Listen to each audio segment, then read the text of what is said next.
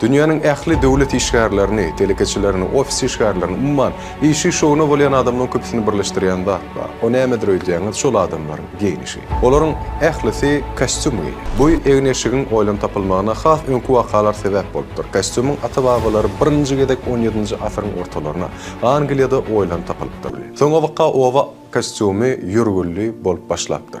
Hemme kişi owa adamlarynyňka ýaly, goý renkli, ýeňsiz, biriç balakly, kemem ädikli giýilýän kostyumlary geçipdir. 18-nji asyryň ahyrlarynda London iň döwrewap erkek eşikleriniň jemlenen ýerine öwrülipdir. Normal känmir, elbetde olar meňdeş däl bir ýeri. Şol döwürlerde eşigi bir tikinciden almak ýörgülleken adamlar gowy giýinýär diýdirjek bolup, her dadyny bir ýerden alýan eken. Kostyumyny bir tikinçe dikdirseler, köýnegi üçin hökman başga birine dikdirler dogusy. Hemme egin eşik bir tikinciden ýa bir brendden alınıp başlanýança ýene näçe ýyl gerek bolupdyr.